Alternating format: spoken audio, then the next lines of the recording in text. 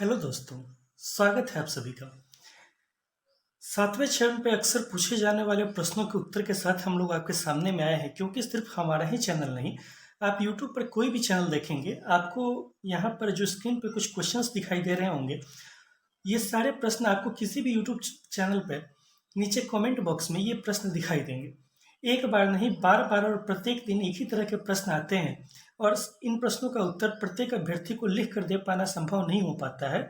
इसीलिए हम इन सारे प्रश्नों को लेकर आए हैं, एक ही बार में इसका उत्तर आप लोगों को मिल जाए। अगर आप लोग जानते भी इनका उत्तर तो फिर से दोबारा देख लीजिए, क्योंकि इससे आपका ज्ञान और बढ़ ही जाएगा, क्योंकि आज प्रूफ के साथ कई जगह हम लोग आपको दिखाएंगे कि इन प्रश्नों के सही उत्तर क्या है।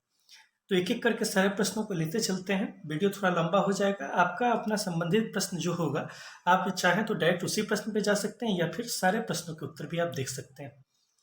सबसे पहला प्रश्न जो है यहाँ पर कि आय जाति आवासीय सर्टिफिकेट कहाँ से बनवाएं? ये प्रश्न आप में से बहुत सारे लोग पूछते हैं कि सर हमारा आय जाति और आवासीय सर्टिफिकेट है, कहाँ से बनवाएं? और इससे पहले एक और प्रश्न आप लोग के मन में होता था कि हमारा आय जाति और आवासीय प्रमाण पत्र इतना पुराना है, उसका हम लोग क्या करें? 1 साल पुराना है, 2 साल पुराना है, 6 महीना पुराना है, उसका क्या करें? तो इसके लिए हम लोगों ने अलग से एक वीडियो बनाया था। अगर आप लोगों को ठीक से ध्यान होगा तो 2-3 दिन पहले इसी चैनल पे वो वीडियो अपलोड हुआ है। अगर अभी तक आप लोगों ने नहीं देखा है तो उस वीडियो को देख सकते हैं। यहाँ पे प्रश्न आप लोगों का कि आय जाति आवासीय सर्टिफिकेट कहाँ से बनवाएं? आइए आपके सामने दिखाते हैं। हम लोग इसके लिए सबसे पहले चलेंगे आरटीपीएस की वेबसाइट पे। ये आरटीपीएस का वेबसाइट है बिहार सरकार का। यहीं से आप अपना आय जाति और आवासीय प्रमाण पत्र बनवाते हैं। यहाँ पे इस वेबसाइट पे हम लोग चलते हैं और इसके बाद आप लोग को दिखाते हैं कि आप लोग के मन में ये जो प्रश्न बार बार आता है कि कहाँ से बनवाए, ब्लॉक से बनवाए, अनुमंडल से बनवाए, डीएम लेवल से बनवाए, किस लेवल से बनवाए, और अगर बन गया है किसी एक लेवल से तो दोबारा उसका क्या करें। ये आरटीपीएस का वेबसाइट खुलकर आपके सामने में आ गया है और अगर आप देखेंगे ठीक से तो यहाँ पर सबसे बाएं साइड में आपको है लोक सेवाओं का अधिकार की सेवाएं। यहाँ सामान्य प्रशासन विभाग पे जब आप क्लिक करते हैं तो यहाँ पर लिख के आ जाता है आवासीय प्रमाण पत्र का निर्गमन।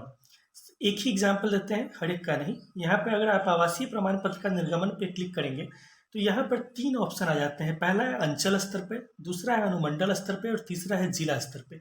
अंचल स्तर पे कहने का मतलब है ये पहले सीओ लेवल होता था, जो कि अब आरओ लेवल हो चुका है। ये आपके ब्लॉक में बनता है। फिर है अनुमंडल लेवल पे, ये आपको एसडीओ लेवल पे होगा। फिर है जिला लेवल पे, ये आपका डीएम से द्वारा आपको प्रमाण पत्र बना के निर्गत होता है, यानी कि ये सबसे ऊपर होता है, इसके ऊपर नहीं। अब आप में से कुछ लोग बोलते हैं कि किस स्तर का बनवाए, अंचल स्तर का बनवा ले यानी कि ब्लॉक पे बनवा ले, या फिर एसडीओ लेवल पे अनुमंडल स्तर पे बनवा ले, या फिर डीएम लेवल पे यानी कि जिला स्तर पे बनवा ले। ये एक बेतुका प्रश्न है, क्योंकि जो लोग जो यूट्यूब वाले नहीं जानते हैं, जिसकी हम अक्सर कहते हैं कि जिसकी जितनी समझ होगी वो उतना ही बताएगा ना। कहीं भी छठे चरण में ना ऐसा कंपलसरी किया गया था, ना ऐसा लिखा हुआ है कि आपको केवल अनुमंडल स्तर का मान्य होगा या जिला स्तर का मान्य होगा। ऐसा कहीं भी नहीं लिखा हुआ है। आप अगर इनमें से किसी भी एक लेवल का बनवा चुके हैं तो मान्य है, पूर्णतः मान्य है। सामान्य तौर पर ऐसा होता है कि जब आप अनुमंडल स्तर पर बनवाने जाएंगे तो आपको अंचल स्तर का बना हुआ पहले होना चाहिए। जब आप जिला स्तर पर जाते हैं तो फिर अनुमंडल स्तर का बना हुआ होना चाहिए। सामान्य तौर पर ऐसा ही होता है। तो आप जब भी स्टार्ट करेंगे तो ये अंचल स्तर वाला फर्स्ट लेवल है, अनुमंडल स्तर वाला सेकेंड लेवल है और जिला स्तर वाला थर्ड लेवल है। तो आप अंचल स्तर पर अगर सबसे पहले बनवा लेते हैं तो ये आपका मान्य है, इसके आगे आपको बनवाने की जरूरत ही नहीं। फिर भी अगर आप में से आगे का कोई बनवा लिए हैं, अनुमंडल का भी बनवा लिया, जिला का भी बनवा लिए हैं, तो कोई दिक्कत नहीं है भाई मेरे। आप लोग अक्सर प्रश्न करते हैं कि अब हम अनुमंडल का बनवा लिए हैं, क्या करें, मेरा वैलिड होगा या नहीं होगा। ये तो अच्छी बात है, ये तो इससे ऊपर वाला लेवल है। बन गया है तो ठीक है, नहीं बना है तो भी ठीक है, लेकिन अंचल स्तर का आप लोग बनवा लीजिए। नेक्स्ट है क्वेश्चन कि जाति प्रमाण पत्र का निर्गमन। जाति प्रमाण पत्र पर भी अगर आप लोग देखेंगे तो वही 3 लेवल की बात है। इनमें से तीनों में से कोई भी अगर आपका बना हुआ हो तो चलेगा। एक है आय प्रमाण पत्र का निर्गमन। आय प्रमाण पत्र भी 3 लेवल का है। आय प्रमाण पत्र भी आप में से किन्हीं लोगों ने इनमें से किसी भी लेवल का बनवाया है तो भी चलेगा, कोई दिक्कत नहीं है। नेक्स्ट क्वेश्चन पे अब हम लोग आते हैं। फर्स्ट क्वेश्चन का उत्तर अब आप लोग को मिल गया होगा कि आय जाति आवासीय सर्टिफिकेट कहाँ से बनवाना है।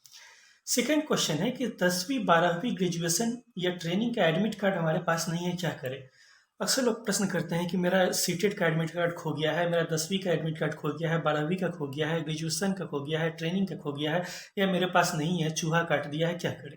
ऐसे ऐसे कमेंट भी आते हैं कि मेरा जो ये सर्टिफिकेट है इसको चूहा काट दिया है, सर बताइए कि हम क्या करें? ऐसे में उनके सामने समस्या रहती है। तो ऐसे अभ्यर्थियों को हम सीधा सवाल बताते हैं कि आपको एडमिट कार्ड की ज़रूरत ही नहीं पड़ेगी। एडमिट कार्ड नहीं मांगा जाता है, इसकी ज़रूरत नहीं है। इसलिए आपके पास इनमें से किसी का भी एडमिट कार्ड नहीं है तो परेशान होने की ज़रूरत बिल्कुल भी नहीं है। छठे चरण में कहीं-कहीं पे एडमिट कार्ड माँग दिया गया था, वहाँ पे जो मुखिया थे, सचिव थे, उन्होंने बदमाशी किया था। हालाँकि किसी का भी एडमिट कार्ड नहीं था, तो इसके लिए उनको नियोजन देने से, नियुक्ति पत्र देने से नहीं रोका गया था। ये बात आप लोग अभी ही स्पष्ट हो लीजिए। नेक्स्ट है कि मार्कशीट में ही सर्टिफिकेट है। कल भी इस बात की चर्चा किए थे कि बहुत सारे ऐसे बोर्ड हैं जिनके मार्कशीट में ही उनका सर्टिफिकेट है। खास करके सीबीएसई बोर्ड में भी 2009 के बाद के जो बैच के स्टूडेंट हैं, उनका 10th में मार्कशीट में ही सर्टिफिकेट लगा हुआ आता है। ये पूछते हैं कि मेरा प्रोविजनल नहीं है, मेरा ओरिजिनल नहीं है, हम क्या करें? भाई, आपका जो मार्कशीट मिला है उसी में सर्टिफिकेट है, वो पूर्णतः मान्य है। इसी तरह से अगर आप छत्तीसगढ़ बोर्ड के हैं, मध्य प्रदेश बोर्ड के, तो भी मान्य है। आप लोग हमारे कहने का भाव समझिए। अब अगर आप पूछेंगे कल को कि कर्नाटक बोर्ड से हैं, तमिलनाडु बोर्ड के, अब हमारे हमारे पास इस तरह का डाटा नहीं है कि किस राज्य के बोर्ड में किस तरह का सर्टिफिकेट मिलता है। आप हमारी भावना को समझिए कि सीधा सा स्पष्ट बोलते हैं कि अगर आपके मार्कशीट में ही आपका सर्टिफिकेट लगा हुआ है तो इससे आपको परेशान होने की ज़रूरत नहीं है। वो आपका पूर्णतः मान्य है। नियोजन इकाई आपका जानेगी, जिस नियोजन इकाई में जाइएगा आप, वो इस बात को समझ जाएगी कि आपके मार्कशीट में ही सर्टिफिकेट लगा हुआ है। इस बात से परेशान होने की ज़रूरत ही नहीं है, फिर भी आप लोग परेशान होते हैं। फोर्थ नंबर पे जो प्रश्न है कि नाम में गलती है, क्या करें? ABCD छूट गया है, एक जगह बी हो गया है, या स्पेस एरर है, या किसी भी तरह की नाम में त्रुटि है, तो हम लोग क्या करें? स्पष्ट बात बोलते हैं कि आप लोग एक एफिडेविट बनवा लीजिएगा। काउंसलिंग के समय बनवा लीजिएगा, जिस समय काउंसलिंग की प्रक्रिया प्रारंभ होगी उस समय एक एफिडेविट बनवा लीजिएगा। इससे आप लोग को कोई भी समस्या नहीं होगी। एफिडेविट पूर्णतः मान्य है। जो लोग बोलते हैं कि एफिडेविट मान्य नहीं है, उनको कहिए कि सरकार का एक लिखित में नियम दिखाए, सरकार का कोई भी ऐसा लेटर दिखा दें आपको कि जिसमें लिखा हुआ हो कि 7वें चरण में एफिडेविट मान्य नहीं होगा। मुझे पूरा यकीन है कि ऐसा वे कभी दिखा ही नहीं पाएंगे, क्योंकि हम लोगों ने सचिवालय में प्राइमरी डायरेक्टर सर से भी बात किया था। इस तरह का कोई लेटर उन्होंने साफ कह दिया कि हम लोग ना निकाले हैं, न निकालने की कोई मंशा रखते हैं। तो जो लोग ऐसा बोलते हैं वे आपको बस बरगलाते हैं, आपको परेशान करते हैं। 3 लोगों से आप लोगों को सतर्क रहने की ज़रूरत है। नेक्स्ट है प्रोविजनल सर्टिफिकेट पुराना है, क्या करें? 1 साल पुराना है, 2 साल पुराना है, क्या करें? कल के वीडियो में ही चर्चा किए थे, पुराना है कोई दिक्कत नहीं है। कोई भी सरकार आपको नियोजन लेने से केवल इस कारण से मना नहीं कर सकती है कि आपका प्रोविजनल पुराना हो गया है, क्योंकि 2021 में ही पटना हाईकोर्ट का इस पर डिसीजन आ चुका है। कल ही वीडियो में चर्चा किए थे, दोबारा से चर्चा नहीं करेंगे, वीडियो लंबा हो जाएगा। अगर आप लोगों ने अभी तक वो वीडियो नहीं देखा है तो इसी चैनल पर सर्च करके कल का वो वीडियो देख सकते हैं कि प्रोविजनल पुराना है तो क्या करें।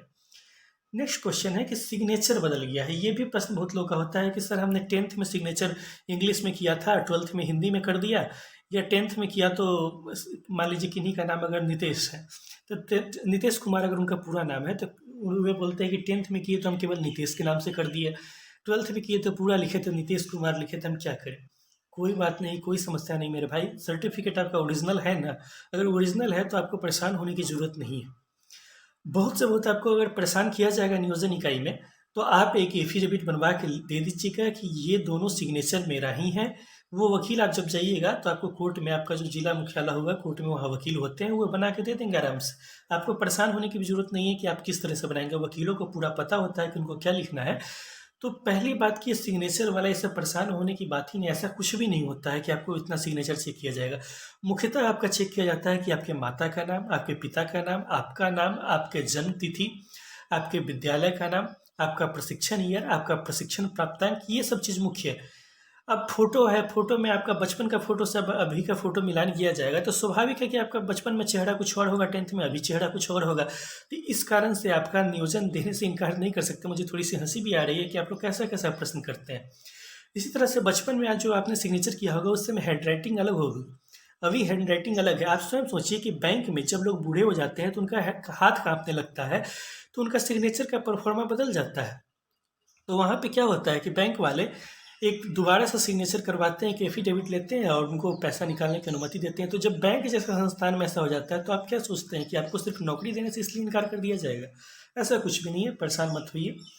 नेक्स्ट क्वेश्चन है कि इनकम किसके नाम का? आइए दिखाते हैं। ये प्रश्न आप लोग बार बार पूछते हैं, इसीलिए आज RTPS का ही वेबसाइट निकाल के रखे हैं। जो मूर्ख अब चलते हैं आपके नेक्स्ट क्वेश्चन की तरफ, जो आपका 7वां नंबर का प्रश्न है कि इनकम किसके नाम का बनवाए। इनकम सर्टिफिकेट ये लोगों का बहुत प्रश्न होता है कि अपने नाम का बनवाए या पिताजी के नाम का बनवाए। तो यहाँ आप लोग को स्पष्ट कर देते हैं कि आवेदन आप करने जा रहे हैं, इसलिए इनकम सर्टिफिकेट आपका लगेगा। जो यूट्यूबर इस बात को नहीं समझते हैं वो आप लोग को परेशान करते हैं और आप लोग को बोलते हैं कि इनकम सर्टिफिकेट आप अपने पिताजी का नाम का बनवा लीजिए। यहाँ पर आप देखिए, इसी आरटीपीएस की वेबसाइट से हम लोगों ने आय प्रमाण पत्र का निर्गमन जो है ये अंचल स्तर पर इसको क्लिक किया है। और यहाँ पर अगर आप बेसिक डिटेल भरेंगे तो यहाँ पर सर्वप्रथम आएगा आवेदक या आवेदिका का नाम। इसमें हमने अपना नाम डाल दिया है। आवेदक का नाम डालने के बाद यहाँ पर नीचे अगर आप देखेंगे तो नेम ऑफ फादर यानी कि पिता का नाम डालना है। आपको अपने पिता का नाम डालना है। चूंकि जब आप नियोजन इकाई में जाएंगे तो वहाँ पे आवेदन आपको करना है, इसलिए इनकम सर्टिफिकेट आपके नाम का बना हुआ होना चाहिए। कैंडिडेट के नाम के आगे उनके पिता का नाम ऑलरेडी ऐड होता है। आप सोचिए कि अगर आप यहाँ पर आवेदक के नाम में अपने पिताजी का नाम दे देते हैं तो पिता के नाम में आपको अपने दादाजी का नाम देना पड़ेगा। आवेदन आपको करना है, न कि आपके पिताजी और दादाजी को करना है। इसलिए इस बात का कोई दुख ही नहीं बनता है कि आप इनकम सर्टिफिकेट अपने पिताजी का बनवाएं। नेक्स्ट क्वेश्चन एक और रहता है कि हम लोग तो छात्र हैं, छात्र का इनकम शून्य होता है तो फिर क्या करें। यहाँ नीचे आएंगे तो आप देखेंगे पेशा में बहुत सारा पेशा है, जिसमें से छात्र है, सरकारी सेवा है, निजी सेवा है, व्यापार है, किसान है, गृहिणी है, अन्य। चूंकि आप अभी छात्र हैं तो यहाँ पे छात्र पे क्लिक करेंगे। छात्र पे क्लिक करने के बाद सरकारी सेवा से आय आपकी शून्य होगी, क्योंकि आपके परिवार में कोई सरकारी नौकरी में नहीं है। तो यहाँ पर आप शून्य दिखाएंगे। कृषि से आय 70,000। 70,000 हम लोगों ने यहाँ पे एक रैंडम आंकड़ा लिख के रखा है। आपकी वास्तविक जितनी भी आय होगी कृषि से, आप उस आय को यहाँ पर दिखाएंगे। अक्सर लोग ये भी प्रश्न करते रहते हैं कि इनकम कितने का हम बनवा लें, इनकम सर्टिफिकेट कितने का बनवाएं। मेरे भाई, इनकम सर्टिफिकेट उतने का ही बनवाइए जितना आपका वास्तविक इनकम है। छठे चरण में भी ऐसा हुआ है कुछ लोगों के साथ कि जिन लोगों ने फर्जी तरीके से ईडब्ल्यूएस बनवाया, इनकम सर्टिफिकेट बनवाया, उन लोगों का बाद में अब जब डॉक्यूमेंट वेरिफिकेशन हो रहा है तो उन लोगों को नौकरी से बर्खास्त भी किया गया है। किसी दिन अन्य वीडियो में दिखा भी देंगे। इसीलिए जब सीट 1 लाख के करीब में है तो आप इतना फर्जीवाड़ा करने पर क्यों तुले हुए हैं, अपने साथ आप रिस्क क्यों ले रहे हैं। जितनी आपकी वास्तविक आय है उतना आय दिखाइए। नेक्स्ट है व्यवसायिक आय। अगर कोई व्यवसायिक आय है तो वो दिखा दीजिए। अन्य स्रोत से कोई आय है, जैसे रेंट वगैरह से आपका इनकम है या कोई अन्य इनकम है तो उसको दिखा दीजिए। और अंत में आपको यहाँ पर टोटल आ जाएगा। ये एक सैंपल लिख के रखा है कि कृषि से आय इतना, अन्य स्रोतों से आय इतना। आपकी जो वास्तविक आय होगी, मेरी सलाह यही है कि आप उतना ही दिखाइए, वरना बाद में आप समस्या में पड़ सकते हैं। अभी कोई आपको चढ़ाने के लिए चढ़ा देगा कि फर्जी काम कर लो, ये कर लो, वो कर लो, लेकिन बाद में जब पकड़े जाएंगे तो जेल आपको अकेले ही जाना पड़ेगा। नौकरी आपकी अकेले की बर्खास्त होगी। रिकवरी आपसे, पैसों की रिकवरी केवल आपसे होगी, न कि आपसे, आपके दोस्तों से, न आपके ऐसे शुभचिंतकों से जो आपको उल्टा पुल्टा सलाह देते हैं। तो अब आपका ये कन्फ्यूजन दूर हो गया होगा कि इनकम किसके नाम से बनवाना है। महिला का जाति आवासीय कि कहाँ से बनवाएं। महिला का जाति प्रमाण पत्र जो है ये आप पिताजी के घर से यानी कि अपने मायके से बनवाएंगे। और रही बात आवासीय की, तो छठे छेद में हमारे पास दोनों उदाहरण है कि जिन महिलाओं ने मायके से बनवाया था या फिर अपने ससुराल से बनवाया था, दोनों को नियुक्ति पत्र मिला है। इसलिए परेशान होने की बात नहीं है, आपकी जहाँ से सुविधा हो आप वहाँ से अपना बनवा लीजिए। एफिडेविट कब बनवाना है, 9वां प्रश्न है। एफिडेविट आप काउंसलिंग के समय बनवा लीजिए तो ज़्यादा बेहतर है, वरना अगर आपका मर्जी है तो आप अभी भी बनवा सकते हैं, कोई दिक्कत नहीं है। लास्ट के जो 4 प्रश्न है कि एड्रेस बदल गया है, दूसरे राज्य से 10वीं-12वीं का ट्रेनिंग किया है, सीटेट में फॉर्म दूसरे राज्य से भरे थे और सीटेट में एड्रेस चेंज हो गया है, तो इसका क्या करें। इन 4 प्रश्नों को हम एक ही साथ लेते हैं कि देखिए, अगर आप बिहार के मूल निवासी हैं, बिहार के रहने वाले हैं, आपके सारे प्रूफ बिहार के हैं, तो इस बात से आपको परेशान होने की ज़रूरत ही नहीं है कि आपने 10th का या 12th का या फिर ग्रेजुएशन का या फिर कोई अन्य जो है ट्रेनिंग है जो दूसरे राज्य से किया है। इस बात में आपको ज़रा भी परेशान होने की दिक्कत नहीं है, न कोई एफिडेविट बनवाने की ज़रूरत है इसके लिए। स्पष्ट आपको बता दे रहे हैं। बशर्ते शर्त एक ही डाल रहे हैं कि आपके पास इस बात का अन्य सारा प्रूफ होना चाहिए कि आप बिहार के रहने वाले हैं। अगर इस प्रूफ को आप नहीं दिखा पाते हैं तब आप समस्या में पड़ेंगे, लेकिन आप अन्य सारे प्रूफ दिखा सकते हैं कि आप बिहार के रहने वाले हैं। तब फिर आपने ट्रेनिंग कहीं से की है, 10th कहीं से किया है, 12th कहीं से किया है, इससे कोई मतलब नहीं है, क्योंकि देश भर में किसी भी मान्यता प्राप्त यूनिवर्सिटी से या बोर्ड से आप अपनी सारे शिक्षण प्रशिक्षण प्राप्त कर सकते हैं।